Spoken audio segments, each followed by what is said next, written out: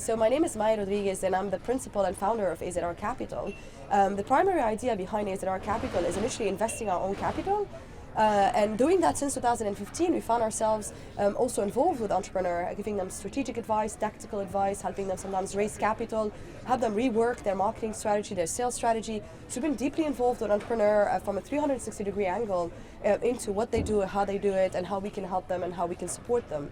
So it's been an extremely challenging and extremely interesting venture that we've been into, and yeah, it's been around 4 years now that we're involved, invested in a few companies, and we look to build that portfolio going forward. How did you start your work in investment, and what led you to AI? So initially I started as a quant, so my career has started as economics, mathematics, and back into quants. That was my first job, so work as a quant analyst at BGI, which was one of the largest investors in quants. And the disappointment there in 2008, when we all sort of left that quant wave, was that the idea of having a lot of information, having access to a lot of information quicker than anybody else, generated alpha for us for many, many years. But 2008 came, and when we realized that actually we did not really have an edge on data.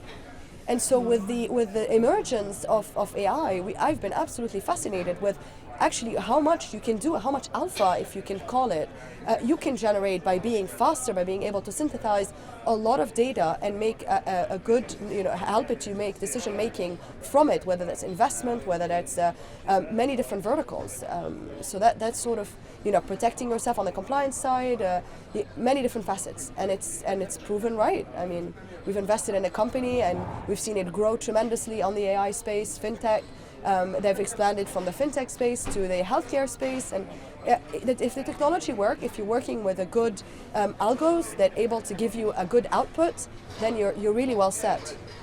How would you describe your goals at AZR Capital? To make money primarily, but also doing good things for the world. So we've tended to partner with companies who had sort of also charitable angle or an environmental angle to what they do, that they can expand on a different vertical that they're happy to support as part of making money in different sectors. So for us, we're all here for a short period of time. So it's great to make money, but it's also great to think about the next generation. So as a family, we always think about the next generation is is at the forefront of our mind the whole time. So does that answer your question? Yeah. Aside from your role at AZR, I know you're also on the board of Senior Women in Fund Management. What kind of exciting developments do you see in this space? Okay, so I am very passionate. As a family, we're very passionate about empowering women and the power of women in business. And so yes, I sit on the Senior Women in Fund Management board, and the idea of the board was to come together and think, we have a great amount of women in the fund management industry across private equity, traditional hedge funds, but we don't have. They literally dwindle as the seniority goes. Today, there's about 7 to 12% on average female into senior roles, into partnership roles, and we started wondering why. Women tend to drift into operational marketing roles, but rarely sort of make it to the top on the investment side. So we kind of got together senior women in finance, trying to think about, how can we motivate women to initially, one, take a role in fund management, not just wanting to be marketing and sales. Why would you want to manage money? How important that is. That also you can take a career break and come back to managing money. Typically women are discouraged when they are starting to build a family, and they sort of, it dissipates from there. You see the amount of women coming back into fund management roles is very little. And yes, there is this macho culture. There is this sort of what they perceive as a bullying culture, and today they have other options. They can go to Google and Facebook. It's cooler. There's a lot less issues about sort of the sexism and all those sort of feminism, sexism, all sort of issues that women face in the workplace, and they perceive them as safer place. Today we want to tell people, we want to tell women that you want to come back, you want to work in VC, you're as good as men in VC, in tech, in any industry. I mean, and my daughter is 6, she's coding already. At the same time, I started with my son, I started her at the same time. There's no reason why she can't do what he does. My stepdaughter is 18, she's absolutely coding, everybody's coding, we're looking to hire female. It's challenging to find a CV of a woman that codes. It's practically impossible. And that's why, we're sponsoring, at school, girls to code, which we're trying as much as we can. We're really passionate about women. I think women and men are absolutely equal. It's just the drive and the motivation and leaning in. I love Sheryl Sandberg's book on leaning in. That is something that women should be taught from day one. There's investment in AI, so finding AI companies to invest in, but there's also how those are used in your own investment processes. So can you tell me about how is it that you use artificial intelligence or machine learning in your own investment? I see intelligence or artificial intelligence as replacing your old machine with a new machine that works much faster, much better, can sift through a much bigger amount of data than your old, fashioned spreadsheet. So I wish we are 100% AI, but we're not. And I think the data platforms that we use across the board are not themselves still sort of AI ready. Whether it's your CRM, whether it's where you gather data, whether that's your cash flow models, your discounting models, any model that you use today to look at companies or source companies or implement your investment process, there's still a lot of them, 90% driven through traditional Excel spreadsheets. And so we would love to have that. I was thinking about CRM. I mean, CRM is the biggest tool used in business. That doesn't have AI in it. So we'd love to have all these typical system. How can Excel be more intelligent? How can it become a live product, not just a data dump? How can it interact? How can it make your job smarter? We look at a huge amount of data. There's plenty of opportunities in the world that we are not able to capture. We'll just say, we're going to live in this zone just because we can't capture that data outside of the zone. And we are unable to make sense of a huge amount of data. And that's what we hope AI will be able to bring to the table in 20 years, 10 years, I hope shorter period, but I think in our industry, it's a huge amount of work to go through data. That's what everybody does on a day-to-day basis.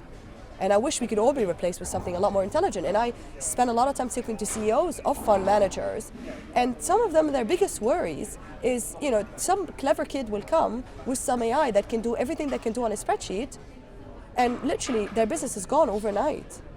So there's a lot more awareness, which is really good. And I hope there's a lot more companies coming into that space as well.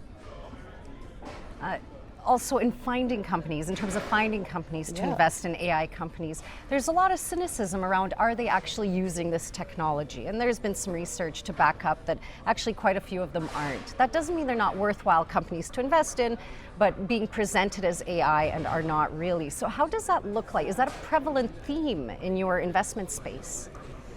To be honest, when we look at an AI company, we're not looking at branding it as AI and look at having a cool portfolio of 100 or 50 AI company. What we're looking at is the outcome.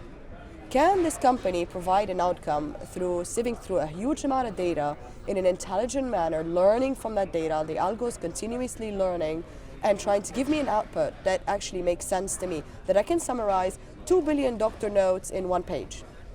Does it tell me, and we're invested in one of those companies who looks through, again, 2 billion, 4 billion every year doctor notes across the US and now opening to the UK as well, and reads them, makes sense of them.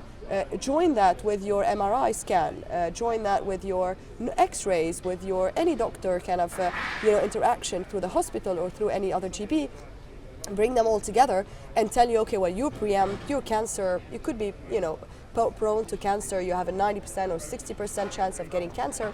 Let's get you in, let's get you checked early on. That saves my life. That for me is invaluable. Again, I don't care what you call it, as long as it makes sense to the world. And so that AI for me is what's important, not just again the output, but also how intelligent it can learn, how quickly it can learn. When it started initially, the prototype looking at the doctor's notes and amalgamating all that information, it had a 25% false positive ratio. Today it's about less than 10, which means the way we've evolved in terms of how quickly the machine can learn, that what makes it intelligent. That's where we look at sort of how intelligent it's coming together, how intelligent the output is, and over what period of time that output is coming out more and more intelligently. I don't want something that learns in 6 years. I want something that learns in 6 months. What are some of the other top considerations when you look at a company to invest in? What else we look at? So scalability is a big factor for us. So the technology certainly is one that's important. How do you fit in? I'm less interested in the features. I'm interested in why I should care. And actually, we meet a lot of entrepreneurs who get bogged down into the features of the product and how it works. I'm like, I want to understand who your market is and how big your market can become. That for me is absolutely priority question number one. For me, what's important as well is the cap tables. So who am I investing with? Obviously, as they say, it's a marriage, but not as easy to divorce in a VC space than you would in a different space. So for me, these are sort of parameters. How your cycles. So how you're creating micro traction, but how's the cycle of getting those first clients evolving, and how you're dealing with those. Are you targeting Goldman Sachs day one, or are you going for SMEs that are help you build that mini traction through your business, try to demonstrate that the business there's validity to what you're doing, to a concept. So how you go about all these, so how do you deal with money, how much you're trying to raise, what valuations have you got in mind? Certainly there's a lot of money being thrown at entrepreneurs and companies. Mm-hmm. The idea is, how able the entrepreneur is to say, look, I'm shooting myself in the foot here. It's a catch-22. How high I want my valuation, how much money I want to take day one. We underestimate how the entrepreneurs could be extremely intelligent on what they're doing, but can have little knowledge outside. And so we try to look for a great businessman in general. For us, it's really important. And one of the companies, it's AI company that we've invested in, the founder is actually a major in psychology.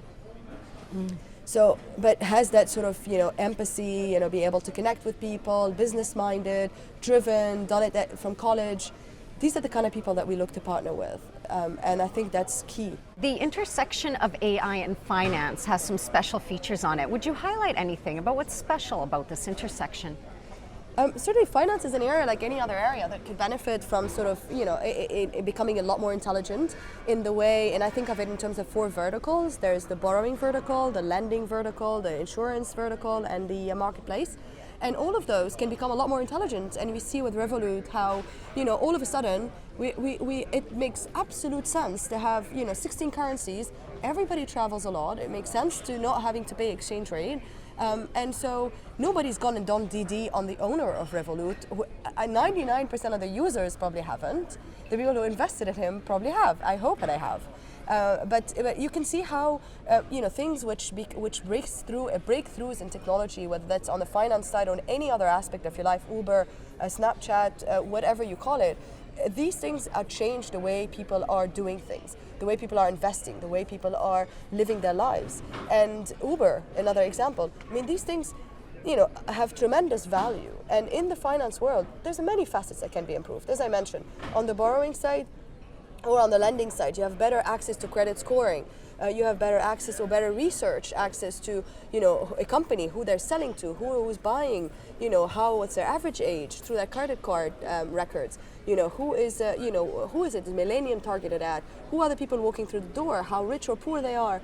So it's certainly empowering the industry to make better investment decisions. How many taxis gone through New York through GPS data? So there's a lot of ways where quantitative investment as well amalgamates that whole host of data to try to make a more intelligent decision. Today, I have to say that the outcome of using AI in finance on the investment side is yet to be proven as a concept. How much beta that still carries, that's yet to be proven, I think, and how much pure alpha it can generate through data. Is still not, very much some concept to be proven, but certainly it can empower compliance, regulation. It can empower, assistant, mundane jobs. Automate a lot of jobs, so cost saving. So there's many facets, I think, of finance that can tremendously benefit from AI, and like any other industry. And I think we will come to realize that maybe the traditional banks, HSBC and Barclays, and don't even exist maybe 20 years. The millennials are equally happy to have a bank account with somebody who you've never heard of, that will give them, I don't know, Snapchat points. I have no idea how Snapchat works, but I don't know, Tinder points or credit on Facebook or something, as equally as they will be happy to bank with HSBC. That's old-fashioned. They have to go to the branch and it doesn't work for them. So, and I saw Barclays coming together, bringing, now you can see all your accounts with other banks, even on the Barclays app, which I thought, whoa, it took a giant like Barclays to be able to do that for a long time. HSBC still not on there. I think they will remain rivals, but the rivalry in the AI space just goes away. It's a much fluid, much more intelligent way of operating. and the audience, the next generation audience, a lot more receptive than we've ever been. I know you're moderating a panel at the summit here and you're participating on the panel, but aside from that, you're an attendee. So what are you hoping to get out of the summit? We're absolutely looking to meet new companies, new ideas. We're always on the search. I mean, from our perspective as an investor, valuation, when you start looking at company with traction, something, Series B and above, some valuations are becoming absolutely crazy. It's impossible, quasi impossible to look at companies that are at Series B stage and still make sense of valuations. The amount of money that's been thrown at these companies is beating the dot-com bubble, beating the hype of 2015. So it's quite challenging. So I'm really hoping to find a unicorn. If I can find a female manager that would be an entrepreneur, that would be amazing. That would be double whammy for us. So we're certainly on the lookout. And I can see obviously the attendance is a very interesting mix of people. We've spoken to VCs already, other VCs, try to think about how they're investing, what the challenges they're finding, and the opportunities as well. So on both sides, talking to peers as well as looking at companies. Maya, thank you very much for taking the time to talk to us, and I hope you have a great time at the summit. Thanks so much, appreciate it.